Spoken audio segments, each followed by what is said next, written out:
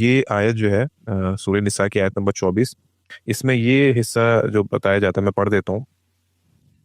فَمَسْتَمْتَعْتُمْ بِهِ مِنْهُنَّ فَآتُوهُنَّ أُجُورَهُنَّ فَرِيضَةً وَلَا جُنَاحَ عَلَيْكُمْ فِيمَا تَرَاضَيْتُمْ بِهِ مِنْ بَعْدِ الْفَرِيضَةِ. تو یہ حصہ بہت لمبی ایک فہرست ہے اسکالرس کی، جیسے امام فخر الدین رازی ہیں، امام طبری ہیں، جلال الدین سیوطی ہیں، ابن عاشور زمخشری ہیں، اور بغوی ہیں، ابن عربی ہیں. اس تمام یہ سب بولتے ہیں، اس سے زیادہ بھی اسکالرس ہیں جو کہتے ہیں یہ والی آیت متع کی آیت تھی. اور پھر یہ بھی آگے وہ مانتے ہیں کہ پھر وہ جو حضرت علی کے حوالے سے خیبر کی جو حدیث ہے اس سے پھر وہ متع ختم کر دیا گیا، حرام کر دیا گیا. البتہ یہ حصہ جو ہے فمستعتم بھی سے یہ متع کی طرف منسوخ کیا جاتا ہے. تو پہلی بات تو یہ والی جو بات ہے کہ قرآن کی آیت ایک حدیث سے منسوخ ہو گئی، اس پہ حسن بھائی کیا کہیں گے؟ اور اگر ایسا ہی ہے تو، اگر ایسا نہیں ہے تو پھر یہ والا حصہ کس طرف ہمیں دھیان دلاتا ہے، کیا بات کرتا ہے؟ اور وہ عورتیں بھی تم پر حرام ہیں جو کسی کے نکاح میں ہوں، الا یہ کہ وہ تمہاری ملکیت میں آ جائیں. یہ اللہ کا قانون ہے جس کی پابندی تم پر لازم کی گئی ہے، اور ان کے ماں سوا جو عورتیں ہیں ان کا مہر ادا کر کے اپنے مال کے ذریعے سے انہیں حاصل کرنا تمہارے لیے حلال ہے، اس شرط کے ساتھ کہ تم پاک دامن رہنے والے ہو، نہ کہ بدکاری کرنے والے. تو یہاں پر یہ کہا گیا ہے کہ مال کے ذریعے انہیں حاصل کرنا حلال ہے، جائز ہے. تو اس سے جو چیز واضح ہوتی ہے وہ تو یہ ہے کہ یہ مہر کی بات یہاں پہ ہو رہی ہے، یعنی مہر کے ساتھ ہونا چاہیے، یہ نکاح کی ایک لازمی شرط ہے. چنانچہ اگر آگے آپ دیکھیں نا، ہدایت فرمائی گئی ہے کہ اس سے پہلے کہ اگر کسی عورت کا مہر ادا نہیں کیا گیا تو اسے فوراً ادا کر دیا جائے. تو یہ آگے زیر بحث ہے. تو یہ مہر کیا ہے؟ یہ مہر مرد اور عورت کا جو نکاح ہے وہ مہر کے ذریعے ہی رفاقت کے اندر عہد باندھنے کے لیے منتقل کرتا ہے. تو قرآن مجید جو ہے بسا اوقات اس کا اسلوب ایسے ہوتا ہے کہ وہ تقابل میں کسی چیز کو لا کر پہلی چیز کو حذف کر دیتا ہے. آگے پڑھیے نا آیت میں، اسی آیت میں آگے بیان کیا کہ اس شرط کے ساتھ کہ تم پاک دامن رہنے والے ہو، نہ کہ بدکاری کرنے والے. پھر اس سے پہلے کہ اگر مہر ادا نہیں کیا گیا، جو فائدہ ان سے اٹھایا ہے اس کے صلے میں ان کا مہر انہیں ادا کرو، ان کا مہر انہیں ادا کرو. تو یہ ادا کیا جائے گا، اور پھر اس کے بعد اگر مہر ادا نہیں کرتے تو پھر آپس میں بتا دیا گیا ہے. تو یہ یہاں پر کہیں بھی متع کی بات نہیں ہو رہی، اس مال کی بات ہو رہی ہے جس کے ذریعے سے رفاقت قائم کی جاتی ہے. یعنی کہ مہر کی رقم ادا کر کے اگر تم یہ کام کرتے ہو تو اس میں کوئی حرج کی بات نہیں ہے.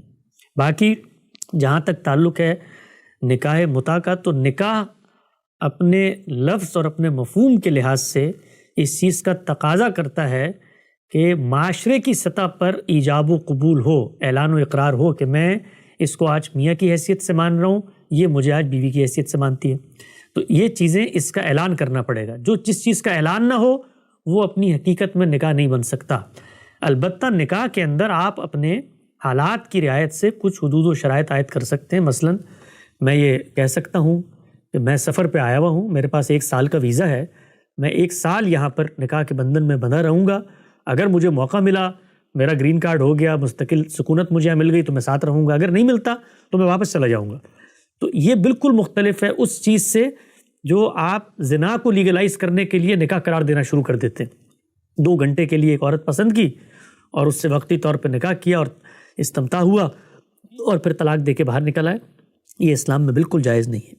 ٹھیک. تو جو حسن بھائی آپ یہ کہہ رہے ہیں کہ جیسے فمستمتعتم والا جو حوالہ ہے، تو اس میں وہ کیس ہے کہ جہاں پہ استمتاع تو ہو گیا ہے، قرابت ہو گئی ہے، لیکن ممکن ہے کہ پہلے جو فرض مہر ہے وہ نہ دیا ہو، تو اس کی طرف تاکید دلائی جا رہی ہے کہ اگر نہیں دیا ہے تو دے دیں. اور تو اس کا مطلب ہے کہ ہمارے پاس ایسے کیس ضرور ہوں گے جہاں پہ مسلمانوں کا نکاح ہو گیا لیکن انہوں نے مہر کی رقم ہی نہیں دی ہے. مہر کی رقم ہمارے یہاں بھی آپ یہ دیکھیں نا، رقم ادا ہمارے یہاں کون کرتا ہے؟ ہمارے معاشرے کے اندر کوئی بھی ادا نہیں کرتا. وہ عام طور پہ طلاق کے وقت مہر کی باتیں زیر بحث آ رہی. مہر تو اصل میں وہ ٹوکن منی ہے جو آپ نے نان نفقے کی ذمہ داری اٹھانی ہے، اس کا ایک علامتی روپیہ ہے جو آپ دے رہے ہوتے ہیں، تو وہ تو پہلے ہی ادا ہونا چاہیے ہے. یہ جو پوچھنا چاہ رہا تھا وہ یہ تھا کہ غامدی صاحب سورہ 47 آیت نمبر 4 کے تحت وہ جو قرآن میں لکھا گیا ہے کہ جو قیدی پکڑے جائیں تو 2 ہی معاملات ہوں گے، یا تو فدیہ لے کے چھوڑا جائے گا یا احسان کر کے چھوڑا جائے گا، اور وہ اس بات کے قائل نہیں ہے کہ جو قیدی ہیں ان کو مکمل غلام بنا لیا جائے. لیکن یہاں پہ جو اطلاق کیا ہے غامدی صاحب نے، یہاں تو غلام بنانے کی بات ہی نہیں کی گئی. یہاں تو یہ نہیں کہا گیا کہ لونڈیاں بنا لی جائے گی، نکاح کی بات کی گئی ہے.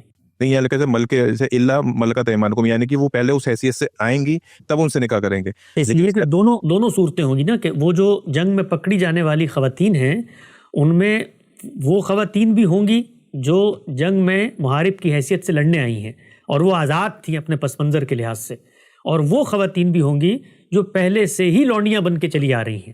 تو جو لونڈیاں بن کے چلی آ رہی ہیں، سورہ محمد کی جو آیت ہے اما منن بعد و اما فدا، اس کے تحت بھی ان کے بارے میں یہ طے نہیں کیا گیا، وہ جنگی قیدیوں کے بارے میں طے کیا گیا کہ آج کے بعد کوئی نئی بنائی جائیں گی لونڈیاں یا غلام۔